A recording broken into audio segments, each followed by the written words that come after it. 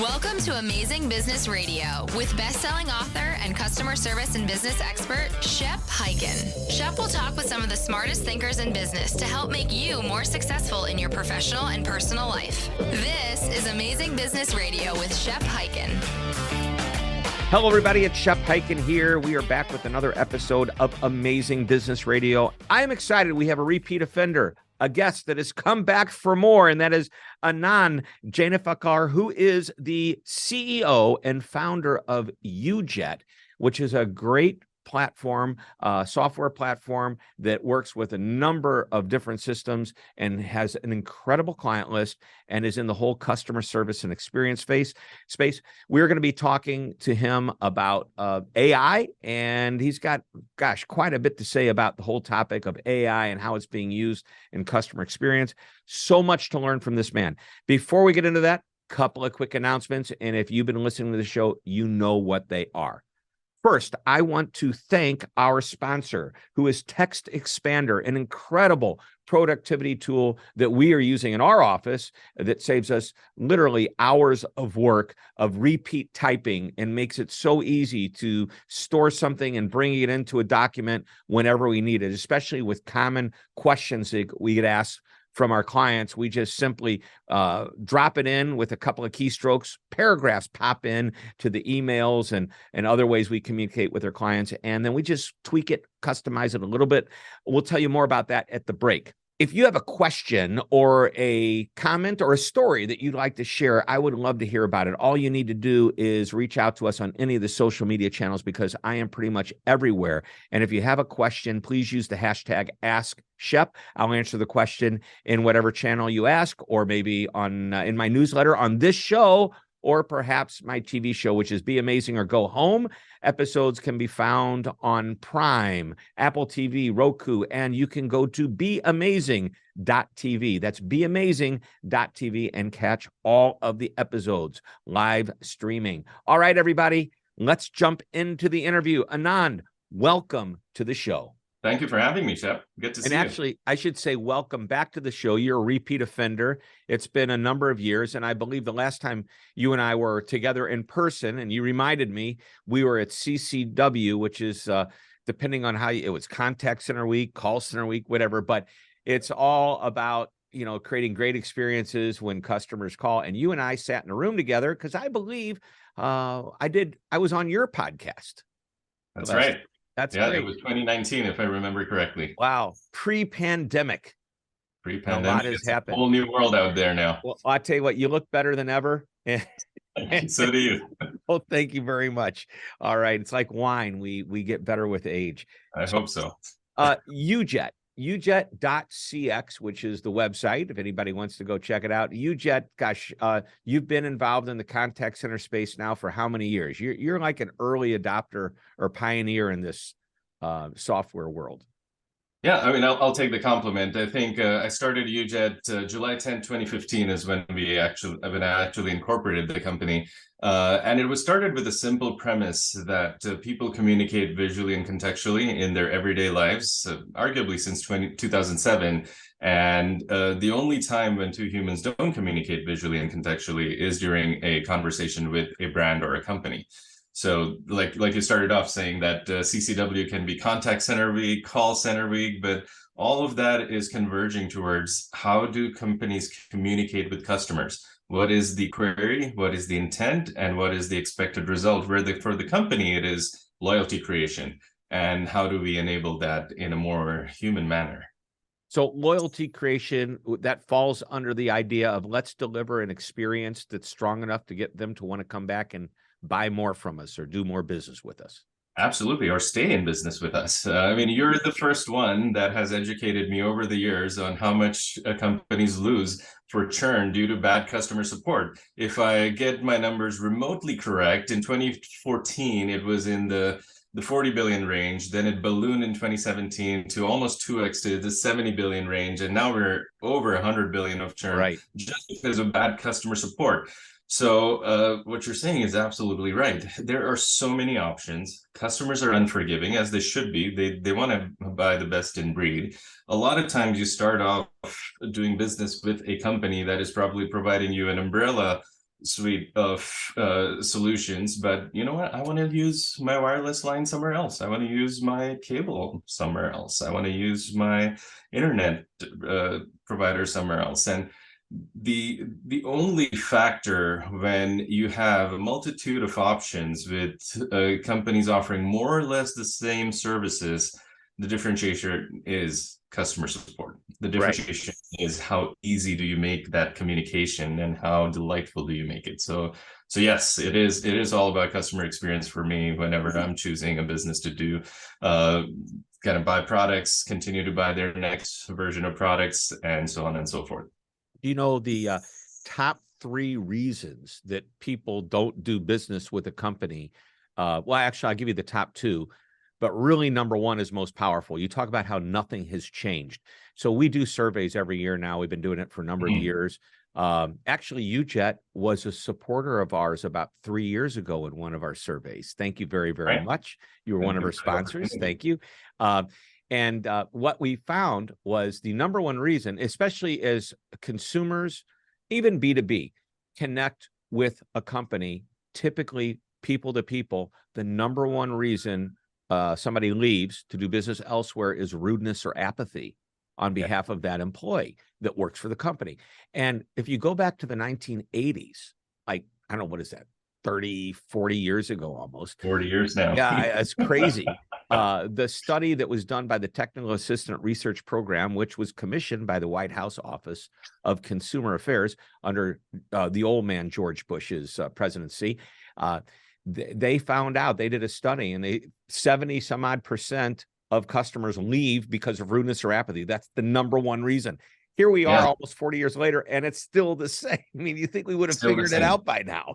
It's shocking. And if you allow me, I'd like to double click on a few of them. I made the 2 or 3 mental notes. You talk about the 80s and the 90s. Customer experience was very different back then.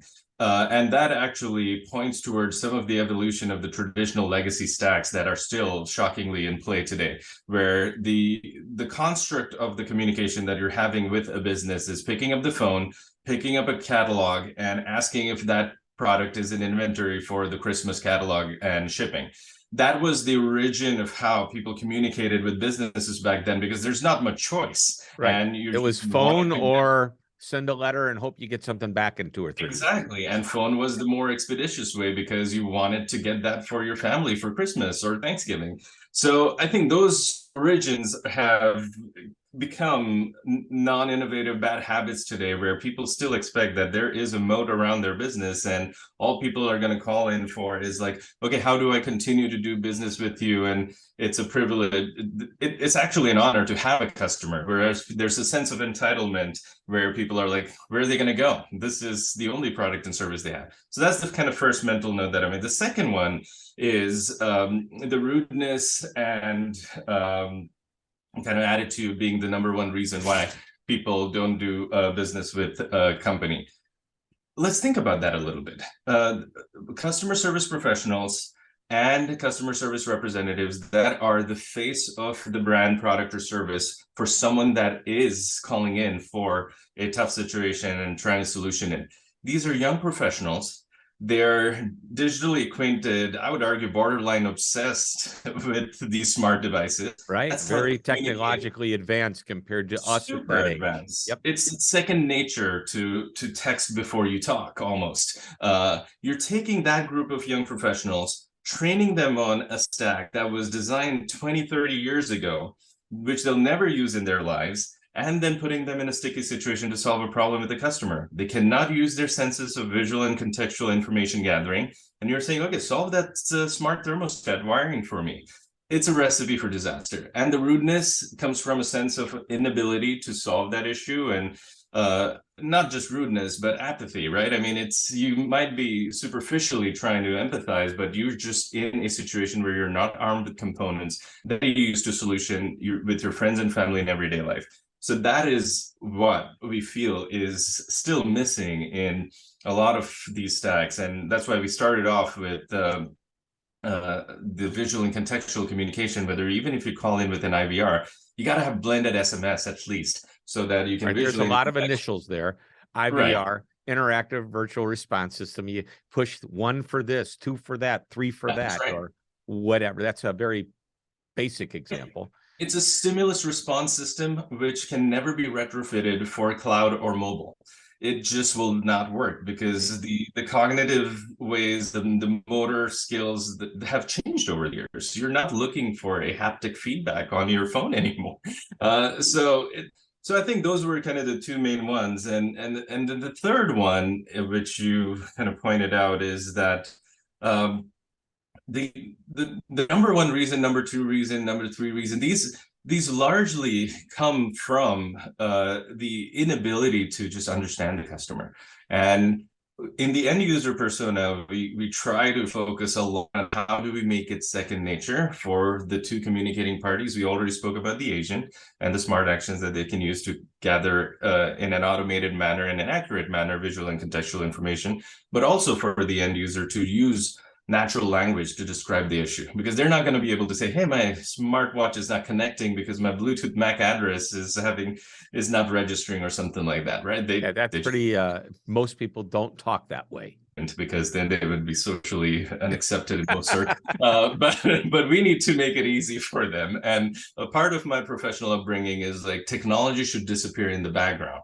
And I learned this at Jawbone. I attribute, as you know, Shep, my professional upbringing for scale security and a lot of other things to Motorola, which I worked at more than 7 years, and to my user experience. And technology should definitely disappear in the background, and people shouldn't talk in a manner where they need to know all details of it. And I attribute that to the upbringing at Jawbone. Taking that furthest, right? This is a great example where someone should use natural language, saying, like, hey, I bought a new phone. I reinstalled the image just by utilizing the process that I had been offered. But now I see the device on my Bluetooth list, but I can't connect to it. And then you take that information, translate that into the technological term, what needs to be fixed, re-register, repairing the device. And that's what we should be providing, whereas we're stuck with IVR systems and deflection mechanisms, which further infuriates the customer, and then that energy only gets reflected back by these agents. Well, that last comment is a perfect segue into our next topic, which is the big topic I want to talk about. And I'm going to give everybody a hint as to what we are going to talk about. Then we're going to take a quick break and come right back and do that. And that is this whole concept of AI, Chat GPT, OpenAI, generative learning. And if I said that right, but this is powerful because everything you're talking about, being able, me as a layperson, to say, hey, I can't get my phone to Bluetooth connect with my car. Have the computer listen to that, know exactly what I mean. Even if I say it 100 different ways, it knows exactly what I mean and comes back and gives it to me in a way I would understand it. We're going to talk about all that and much more when we come back. Don't go away. Let's talk about Text Expander, a tool that allows your team to eliminate repetitive typing with just a few keystrokes. Anything you type over and over, such as customer responses, will be at your team's fingertips, so they have the power to do what they do best, just faster. Quickly reply to emails and chats from a library of responses that you create, completing answers to common questions and issues. Your entire team stays on the same page with the same common responses that can be personalized on the fly. And it's simple to use. Type commonly used content into a text expander snippet and give it an abbreviation of just a few letters and symbols. Share the snippet with the team. When you type the abbreviation, it triggers a snippet and the content expands anywhere you type, including email, chat, or social media. It's that easy. Just go to www.textexpander.com to learn more about this amazing and productive tool. Sign up for a year and get 20% off. You're listening to Amazing Business Radio with best-selling author and customer service and business expert, Shep Hyken. We're back on Amazing Business Radio talking with Anand Janefalkar, and he is the CEO and founder of UJET. And, right before we got off, I said we're going to talk about AI and ChatGPT. We're going to talk about that. I just want to follow up, and you made a statement that I think is so powerful. It's worth repeating. You actually repeated it twice, but let's give it a third time, that technology should disappear in the background. Boom, tweetable moment, stick it on Instagram. This is for everybody to know. Yeah, I mean, that is purely my design philosophy in life. I've painfully learned in my career that best product, the best technical product, doesn't normally win. It is because it is too complex and it needs too much to implement, and the adoption becomes a challenge. So a great example is smartphones, right? The reason why all of the demographics, arguably all of the demographics and all of the age groups love using that as their portal to the information highway is because it is extremely easy to use. You do not have to read a manual to do it, and technology just disappears in the background. No one needs to tell you there's an accelerometer with 9 MEMS axes that you turn it in landscape mode, and that's when you get a bigger screen and the screen rotates. No, it just becomes a natural extension of how would you look at a printer paper. The unlocking system, which is similar to like how you would unlock a lavatory on an airplane. It is just too human, and that is what makes for good products and services to be adopted. So that is why I feel that the way we design our products and systems have just incredible adoption with minimal training on the end user persona and the agent persona, and we continue to customize those for the admin persona, which have their own muscle memory that they've developed with their expertise with systems over the last 20, 30 years. Yeah, the one word that comes to mind in hearing you talk about this is intuitive. Yes. Everything has to be intuitive today. I remember when I first got my mobile phone, I can't remember what it was, but I eventually graduated to a BlackBerry. And then from the BlackBerry, I went to the iPhone. And I remember just struggling because it was so different than the BlackBerry, which was so different than whatever I had before. And then I called up and I'm talking to the Apple rep, and he gave me a sentence that I'll never forget. He said, I want you to love this phone so much, and I'm going to stay on the phone, our call that we were on, until you feel this way. He goes, I want you to love it so much that you're willing to step in front of a bus to save your iPhone. And I said, I will do that, especially if the bus is going in reverse. Right. but isn't that a cool line to say? And it totally is. I mean, that's why they have a cult-like following. Now, I would probably tone it down a little bit when I talk about the products and experiences that we would like to create, but you're absolutely right. It needs to be intuitive. And I mean, we've taken the first step of making things visual, contextual, and how you communicate with friends and family. But when you talk about natural language processing, you talk about AI, especially from a context of companies communicating with their customers, it needs to feel like you're explaining something just like you would explain to, I don't know, your spouse, your cousin, your family member, or your friend. And then that input is gathered, and then the intelligence and automation kicks in, which steers you towards a solution. And by the way, this steering can involve a human, and the AI needs to make some of the mechanical tasks, the gathering of information, the different data dips, because there's information in several different stacks behind the scenes. Just make it pretty much transparent and automatic. Right. And that way, that agent, when they finally do actually communicate, talking human to human, they have everything they need at their fingertips to deliver the best service experience possible. All right, let's jump to this whole concept of AI and how it's impacting the customer experience. So many brands are excited about it. They're excited about generative AI, which is the ability for this machine to grow and learn and learn and learn more. So what are your thoughts on that? There's a lot I can go into and a lot to describe. There is definitely a lot, and that is not an exaggeration. But I feel AI has been a fairly abused term in the last few years. What has happened recently, it's actually come to life in terms of its abilities. And people are not just talking about like photo stitching and understanding few phrases in certain dialects as AI. I mean, that has certain machine learning models to it. But what we've really seen, the ability of AI is just kind of upon us. And it is going to get further enhanced with these large language models, which make the training process and everything even more easier. It's almost going to be minutes instead of today, what could be hours or maybe days. But starting off, very basic, right?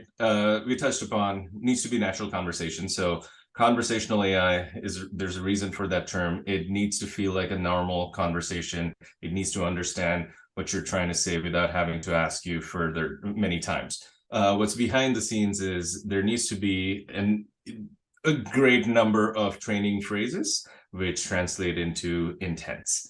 And in addition to that, and not a lot of people talk about this, it needs to be responsible. We really need to have responsible AI, because we can't just let it go into free form and start like threatening customers. If you stop using the service, you're going to get a surcharge. I mean, imagine if you say that. How do you prevent that from happening? As it keeps learning more and more and more, it's bound to say something that's going to one day become offensive. You containerize it and have responsible AI as one of your pillars of how you're designing the system. Don't throw any and all information that you can get your hands on into a training model. Don't say like this is going to just become public property that anyone can touch on. I mean, understanding sentiment, understanding vocabulary. You can take a lot of the publicly available data sets, but obfuscate and anonymize them and then put them into parts of your training data. But then again, you containerize it, you make it specific to your business, tune it for proper intent gathering, as well as proper phrases that make sense. Have the sentiment translation into, and if it does get into a situation where it's confrontational, that the human agent that's brought in for the experience, empathy, and intelligence understands that from the get-go, and just starts off the conversation with empathy and tries to salvage the situation. But it's really about how you're treating the tuning of the AI, the algorithms that you're going to use. I think that's one part. The second part really is that it needs to be omnipresent in your platform. A lot of times I hear like, oh, we have this platform where you do a handoff to AI. And I'm like, okay, that's kind of strange, because to me, I would think it's the other way around. Or do a hand in to AI. Both of them to me are kind of strange, because you're basically admitting that your stack is so old that it cannot coexist with the AI stack. A lot of times for us, like AI just manifests itself differently when the query starts. When the query starts, AI manifests itself in calculating estimated wait time, calculating what is the best edge routing location for this customer service representative that might be providing service in the English language, but is based in Bogota, Colombia, or Manila, Philippines. Then taking that and manifesting itself in understanding key phrases and calculating sentiment, and then flagging any maybe swear words are used, and understanding why that needs to be flagged and which team that needs to be escalated to, or give a signal for barge in by a supervisor. Then it manifests itself into summarization and how this can be used towards disposition and reducing handle time, reducing after call work, which a lot of people don't focus on, shockingly. And then also making it auditable. What if this is a claim call where the claims they're going through a claims discussion, and it really, there's a follow-up call which is contradictory to the discussion that was had. So the claims appraiser needs to have that information, and the audit people need to have. So it manifests itself in different ways, but there's really no hand in or hand off. And at the end of it, the AI should, and the natural language machine should manifest itself as a survey. We're like, how was it? Like, do you feel that you got good service over here? Would you do you want to go ahead with the claim? Should I connect you to a different, or do you want to sign up with this wealth management account? So to me, those are kind of the two aspects that are still blurry in a lot of the AI conversations I hear. But I'm totally with everyone that the table stakes are the natural language, and then the training models moving over to LLMs and being containerized would probably put a little more kind of proper boundaries and responsibility around the training materials, which today being so new could really go haywire. Right. And there's another set of initials, LLM. Large language models. Large language models. And essentially there's a couple of words that I come to mind that kind of simplify what you're talking about is, is this language model intuitive on the side of the software to be able to understand what a customer really wants? Does it recognize this customer isn't getting what they want? They're obviously angry. They're using cuss words or swear words. They're using certain phrases, and those are keys or triggers that automatically route it now to a human to take over. And no doubt, I think it's so strong. And we're running out of time, and I think we've barely scratched the surface of what's out there. Obviously, UJET is on the leading edge of this. And is that the right word? Leading edge, bleeding edge? But you're at the edge of on the forefront of understanding all of this, and you have been since I've known you for the last 6-7 years.